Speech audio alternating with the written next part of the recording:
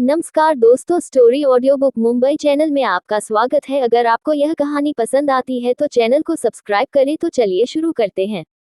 Police station में अब तक आप लोगों ने सुना कि विशाल जानवी का गुस्सा क्रिस्टल पर उतरता है और उसे नोच खाता है।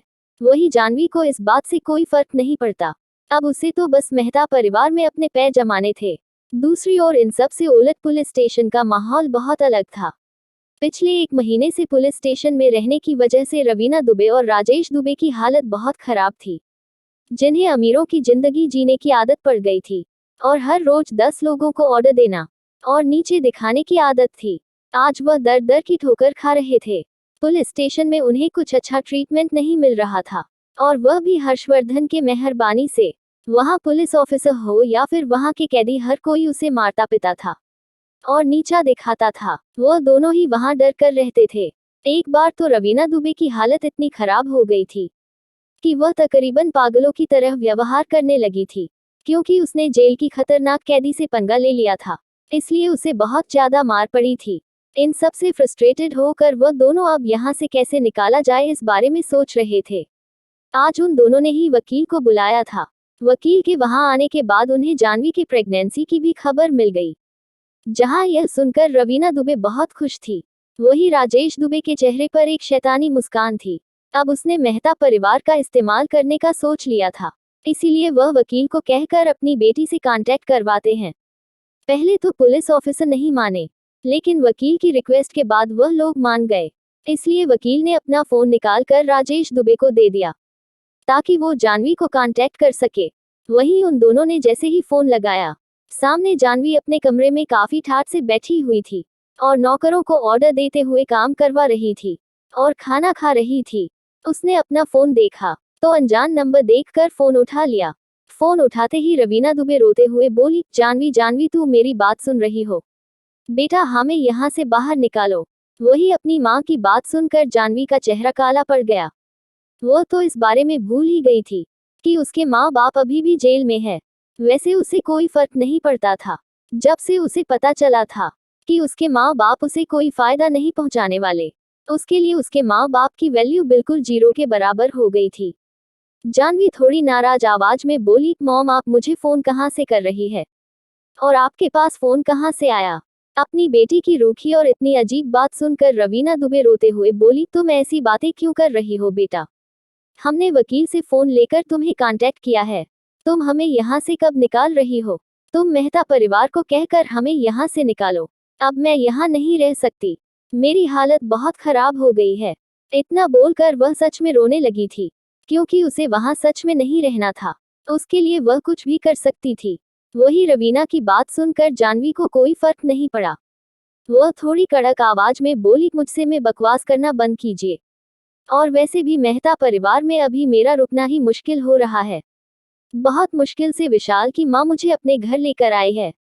अभी तक तो मुझे यह तक नहीं पता कि विशाल मुझसे शादी करेगा या नहीं। तो फिर वह आपकी मदद कैसे करेंगे?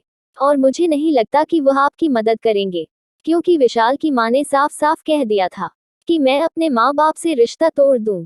और यह बात सच भी थी। जब विशाल की माँ को पता चल गया था कि जाने के पेट में उसी के बेटे का बच्चा है और वह उसका वारिस है, तो वह कोई और मुसीबत नहीं चाहती थी।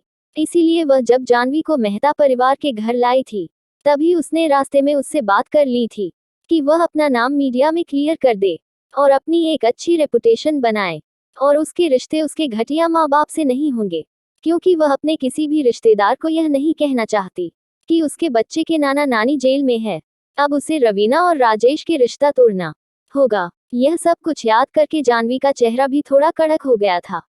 वही रवीना जो अपनी बेटी के आस में चुप बैठी हुई थी कि वह उसे यहाँ से निकल लेगी, उसकी ऐसी बातें सुनकर उसकी पूरी आशा ही टूट गई और रोते हुए बोली, बेटा ऐसा मत करो। तुम हमें भूल नहीं सकती। हम तुम्हारे माँ बाप हैं। वही राजेश भी गुस्से में बोला, यह क्या कह रही हो? तुम हमारी बेटी हो और तुम हमें ही इस तरह से छोड़ रही हो। वही रवीना और राजेश की बात सुनकर जानवी को भी गुस्सा आ गया। वह गुस्से में दांत पीसकर बोली, आप दोनों ने मेरे लिए क्या किया है? मेरी खुद की जिंदगी आप लोगों की वजह से बर्बाद हो गई है। अभी उसकी बात सुनकर रवीना गुस्से में, तुम क्या जानती हो? तुम्हारे लिए हमने क्या क्या किया है? राजेश भी गुस्से में बोला, तुम्हारी वजह से ही हमने इतने साल कपूर खानदान में बिताए और इतनी सारी साजिश करके कपूर परिवार को हासिल करने की कोशिश की, और तुम कह रही हो हमने क्या किया है। तो जानवी भी उसी अंदाज में बोली, आप दोनों कुछ नहीं कर पाए और सब कुछ उस अन्य का हो गया। आप चाहते तो चाहे उसे मार सकते थे और सब कुछ अपने नाम करवा लेती, लेकिन अब तुम्हें वह भी नहीं करवा सकती, क्योंकि पता नहीं क्यों वह घटिया लड़की बार बार मुझसे बचती जा रही है। और धीमे धीमे करके मुझे सब कुछ डिटेल में बताना, यहाँ तक कि अब तो मैं एक एक्ट्रेस भी नहीं रही, और वह सब कुछ आप लोगों की वजह से। दरअसल जानवी के हिसाब से कपूर खानदान ही उसका सरनेम होना चाहिए था और वह सब कुछ उसी का होना चाहिए था, और उसे लग रहा था कि उसके माँ बाप की वजह से ही वह सब कुछ उससे छिन गया। अगर उसके माँ बाप पहले ही वह सब कुछ अपने नाम करवा लेते तो उसके हाथ से कुछ नहीं जाता। इसीलिए वह अपनी फ्रस्ट्रेशन अपने माँ बाप पर निकाल रही थी और अपना गुस्सा भी, और उसे वैसे भी रवीना और राजेश से अब कोई फायदा नहीं मिलने वाला था, तो उससे पहले ही सोच लिया था कि वह उन दोनों की कोई मदद नहीं करने वाली। वह गुस्से में फोन की ओर देखकर चिल्लाकर बोली, आइंदा से मुझे फोन करने की हिम्मत मत कीजिएगा। मैं बहुत मुश्किल से खुद को हाई सोसाइटी में शामिल करने की कोशिश कर रही हूँ। अगर किसी को पता चला कि मेरे मॉम डैड जेल में है तो कोई मुझसे ठीक से बात भी नहीं करेगा। इसलिए अच्छा होगा कि आप लोग कुछ वक्त के लिए वही रहेंगे। जब मौका मिलेगा तो मैं निकाल दूंगी आप लोगों को। इतना बोलकर वो गुस्से में फोन काट देती है और वापस मजे से फ्रूट खाने लगती है। दूसरी ओर रवीना और राजेश तो गुस्से से पागल हो रहे थे। राजेश गुस्से में अपने हाथ पटकते हुए बोला, यह लड़की, इसकी इतनी हिम्मत हो गई कि वह मेरे खिलाफ जाए और अब हमारी मदद करने के लिए भी मना कर दिया। इससे तो अच्छा मैं उसे अनाया के साथ अच्छा व्यवहार कर लेता हूँ, वह मेरी मदद कर देता। इस घटिया लड़की को तो कुछ कहना बेकार ही। बट इतना बोलकर वापस अंदर अपने सेल की ओर चला गया। वहीं रवीना तो रोते रोते पागल हो रही थी। उसे अब यहाँ नहीं रहना था, इसीलिए वह घूरते हुए उसे फोन कर देती है और ना चाहते हुए भी किसी को फोन लगा देती है। थोड़ी देर बात करने के बाद उसके चेहरे पर एक शैतानी चमक थी और वह भी फोन वापस करके अंदर चली जाती है। जो उसे लग रहा था इस बारे में किसी को पता नहीं चला, क्योंकि उसने कॉल हिस्ट्री डिलीट कर दी थी। लेकिन वह इस बात से अनजान थी कि उसकी की हुई फोन कॉल और बातें सब कुछ सुन रहा था, क्योंकि उसे सेल में कैमरा था और उसकी लाइव फुटेज अने और हर्षवर्धन अपने विला में बैठे हुए देख रहे थे। क्या अनाया हो जाएगी हर्षवर्धन से नाराज, और क्या जानवी करेगी अपने मॉम डैड की मदद हर्षवर्धन के विला में। दूसरी ओर हर्षवर्धन बैठे हुए पुलिस स्टेशन की लाइव फुटेज देख रहे थे। वहां की सारी बातें सुनने के बाद अनाया खिलखिलाकर हंसते हुए बोली, इसे कहते हैं जैसे को तैसा। वही हर्षवर्धन भी अपनी बीवी को अपनी गोद में बिठाते हुए उसकी कमर सहलाते हुए बोला, वैसे बीवी तुम सही कह रही हो, इन लोगों को बर्बाद करने की जरूरत ही नहीं है। यह लोग आपस में एक दूसरे को बर्बाद कर देंगे। तभी कंप्यूटर स्क्रीन की ओर देखते हुए अनाया बोली, लेकिन अभी कुछ गड़बड़ है। इतना बोलकर वह अपनी वॉच को एक्टिवेट करते हुए बोली, रॉबर्ट रैम पता करो रवीना दुबे ने किससे बात की है और उसकी कर्ट लोकेशन कहाँ है। वही उसकी सुनकर रेम रोबोटिक आवाज में बोला, जी मास्टर अभी बताता हूँ। इतना बोलकर वह थोड़ी देर के लिए डीएक्टिवेट हो जाता है। थोड़ी देर में वापस एक्टिवेट होते हुए बोला, मास्टर रवीना दुबे ने जिससे बात की है वह इस वक्त जिंदल विला में ही है और उसका सिग्नल जिंदल विला से ही आ रहा है। वही यह सुनकर अनाया की आंखें छोटी हो जाती है और वह कठोर आवाज में बोला, पता करो कौन है यह। उद्धरण चिन्ह। तो रॉबर्ट रेम अपनी रोबोटिक आवाज में बोला, मास्टर ऐसा हम नहीं कर सकते, क्योंकि उनकी सिक्योरिटी बहुत टाइट है। यहाँ तक कि जिस फोन में उन्होंने फोन किया था वह भी इनक्रिप्ट फोन है, हम उसे हैक नहीं कर सकते, और ऊपर से वह हमारे सिग्नल रेंज से भी बाहर है। हमें वहां जाना होगा, तभी हम कुछ पता कर सकते हैं। यह सुनकर अनाया कुछ सुनते हुए बोली, इसका मतलब जो भी शख्स इन सब के पीछे है उसके पास टेक्नोलॉजी भी बहुत अच्छी है। रेम भी रोबोटिक आवाज में बोला, बहुत अच्छी मास्टर, बिल्कुल आपने सही समझा। तभी हर्षवर्धन कुछ सोते हुए बोला, मुझे लगता है जिंदल विला में बहुत ज्यादा राज छुपे हुए हैं। यह सुनकर अनाया एक टेढ़ी मुस्कान के साथ बोली, लगता है अब सामने आने का वक्त हो गया है। यह सुनकर हर्षवर्धन बोला, मतलब क्या है बीवी। तो अनाया एक टेढ़ी मुस्कान के साथ बोली, रवीना दुबे ने एक प्लान बनाया है, हम उसके प्लान पर दूसरा प्लान बनाएंगे। इतना बोलकर वह टेढ़ी मुस्कान दे देती है। वही उसकी शैतानी मुस्कान देखकर ही हर्षवर्धन समझ गया कि उसकी बीवी के दिमाग में जरूर कोई शैतानी आइडिया चल रहा है, और वह उसे गले लगाते हुए बोला, शैतान बीवी। इतना बोलकर वह उसके होठों को चूम लेता है। इस बीच हर्षवर्धन और अनाया के बीच बिल्कुल ही प्यार रिलेशन बन चुका था। अब उनके बीच हल्की सी भी झिझक नहीं थी, ना ही कोई और चीज बाकी थी। वह दोनों एक दूसरे पर खुद से भी ज्यादा यकीन करने लगे थे, और एक दूसरे की सारी चीज शेयर करते थे, और एक दूसरे की रिस्पेक्ट भी बहुत ज्यादा करते थे। हर्षवर्धन तो हमेशा ही अपनी बीवी से चिपका रहता था, जैसे वह कोई मॉम की गुड़िया हो। अगर उसने खुद से दूर कर दिया तो वह पिघल जाएगी, पर हमेशा किसी बच्चे की तरह उसे बिगड़ता था। विशाल के विला में दूसरी ओर विशाल के घर का माहौल ही बिल्कुल उल्टा था। वहां पर शाम को डिनर की तैयारी हो रही थी, और हर कोई डिनर टेबल पर बैठा हुआ था। ना चाहते हुए भी उन लोगों को जानवी को अपने साथ रखना पड़ रहा था। जानवी तो यह सब कुछ बहुत एंजॉय कर रही थी। हर वक्त उसके आसपास नौकर रहते थे, उसे बस ऑर्डर देने की जरूरत थी। हर कोई उसका काम करता था। उसे अब यह लाइफस्टाइल पसंद आने लगी थी। सुबह से शाम तक उसने पूरे घर के नौकरों को परेशान करके रख दिया था। कभी यह मंगवाती तो कभी यह करवाती, कभी पैर दबाने को कहती तो कभी कोई ऑर्डर देती, और उसने काफी अच्छी और महंगी चीज भी बाहर से मंगवाई थी, वह भी मेहता परिवार के ही पैसों पर। वह तो सबको इस तरह से ऑर्डर दे रही थी जैसे यह घर उसी का हो। यह सारी चीज दिव्या भी देख रही थी, इसलिए वह गुस्से से मुंह फुलाकर टेबल पर बैठी हुई थी। तभी वहां विशाल आया। विशाल की माँ उसे भी डाइनिंग टेबल पर बैठने को कहती है। विशाल ना चाहते भी वहीं पर जाकर बैठ जाता है। उसे देखकर जानवी के चेहरे पर मुस्कान आ गई।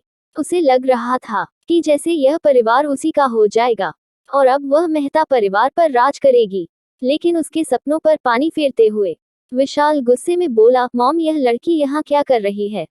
वही अपने लिए विशाल के मुंह से ऐसी बातें सुनकर जानवी नाराज आवाज में बोली, विशाल तुम ऐसा क्यों कह रहे हो? तुम जानते हो कि हम दोनों एक दूसरे से प्यार करते हैं, और हमारे प्यार की निशानी मेरे पेट में पल रही है, तो फिर भी ऐसा कह रहे हो? इतना बोलते हुए वह खुद को काफी बेचारा दिखाती है, और अपने एक हाथ पेट पर ले जाकर फिराने लगती है, जैसे उसे ज्यादा बेचारा यहाँ कोई हो। वही उसकी सारी चालें विशाल बखूबी समझता था, इसीलिए वह उसे घूरते हुए बोला, क्या सच में यह हमारा बच्चा है? वही यह सुन एक पल के लिए तो जानवी भी डर गई, जैसे वह कुछ छुपा रही हो। लेकिन फिर वह कॉन्फिडेंस आवाज में बोली, अगर तुम्हें यकीन नहीं हो रहा है तो तुम अपनी मॉम से पूछ लो, उन्होंने सारी इन्वेस्टिगेशन करवाई है। विशाल की माँ भी थोड़े उखड़ी आवाज में बोली, यह सही कह रही है, यह तुम्हारा ही बच्चा है, और इस खानदान का वारिस। मैं अपने खानदान के पोते को इस तरह बाहर नहीं फेंक सकती, वह अब से यही रहेगा। यह सुनकर विशाल गुस्से में दांत पीसते हुए बोला, मम्मी आप क्या कह रही है? आप जानती है ना मेरी शादी अनाया से पक्की हुई थी, तो फिर यह लड़की यहाँ क्या कर रही है? दिव्या भी मुंह फुलाते हुए बोली, और वैसे भी मोम यह लड़की कितनी घटिया है, सुबह से पूरे नौकरों को भगा भगा कर ऑर्डर दे रही है, जैसे वह इस घर की मालकिन हो, और उसकी शादी भाई से हो गई हो।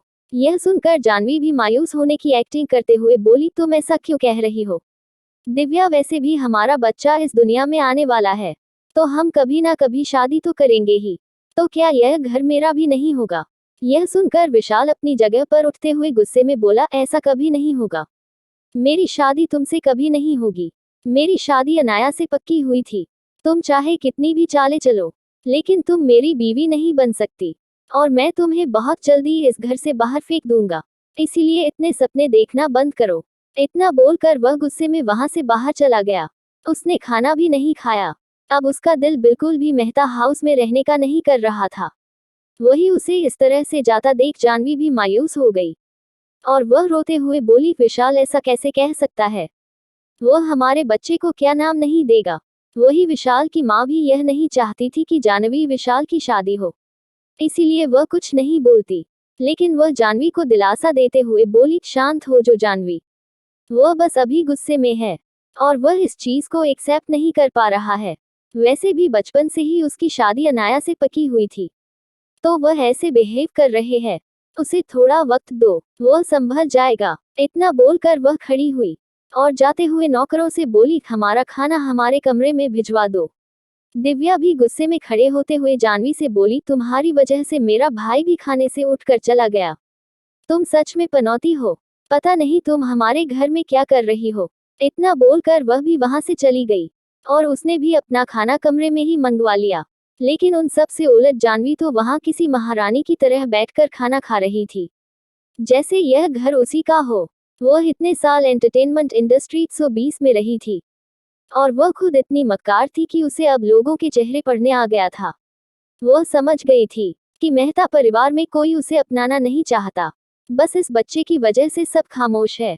लेकिन उसने भी ठान लिया था कि वह उन लोगों को मजबूर कर देगी विशाल की बीवी बनाने के लिए, और वह सामने से उसकी विशाल की शादी करवाएंगे। यही सोचकर उसके चेहरे पर मक्कारी भरी मुस्कान आ गई।